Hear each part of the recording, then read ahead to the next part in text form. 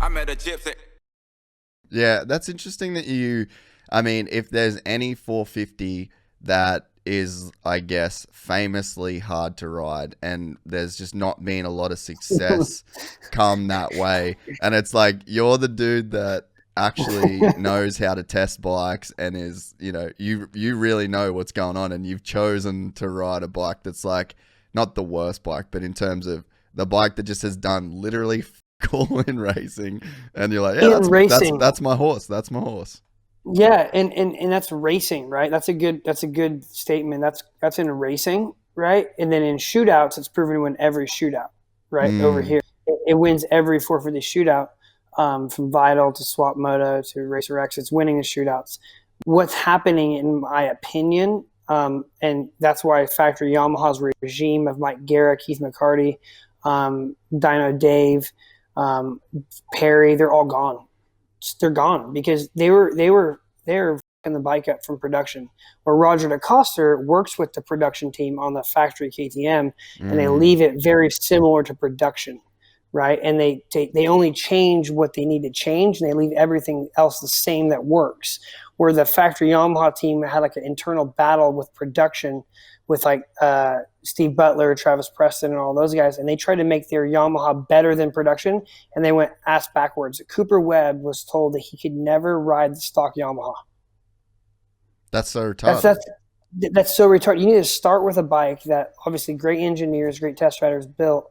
Let them ride it, let them try it, see what they want to change. But no, they like just take it. They put billet clamps on it, 50 millimeter forks on it, 18 millimeter shaft shock, different chain blocks, different skid plates, different exhaust, different mapping, and they just don't even know where to go, left, right, forward. And these guys want to just go fast. They don't want to develop. Where you have like production teams in all OEMs, they take small steps, like 1%. You're not even that. 0.1%. Make it better.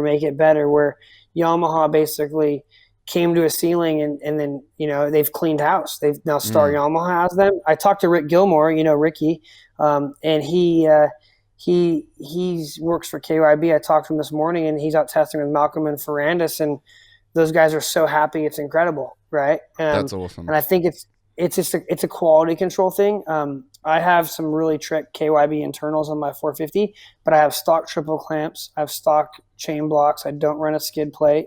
I have a very standard chassis with a Vortex ignition and stock engine package, and I can't ride the thing for what it's capable of, but I know it's so handles so good. So I think when you start getting to these factory teams, Eli Tomac's bike was kind of did that for a while. They start changing things to change things internally on race teams. People have jobs that they need to justify Yeah. their jobs, Yeah. so they're making big changes to justify like this fabricator's job. This guy makes custom skid plates. This guy makes billet triple clamps and parts. But if he's not making things, we don't need him. So we need to make things for the bike to keep him. And I Mm-hmm. think and JGRs, I'm gonna lump them in there, right? We're going back to like Husqvarna, the KTM group.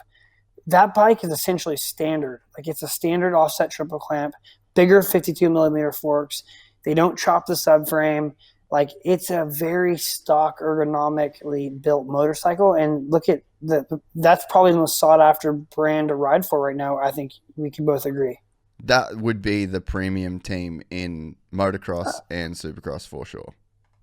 I agree. It's just as a team, their resources, their data is unmatched, but they don't reinvent the wheel with what they're given from a factory because the racing program's involved with production.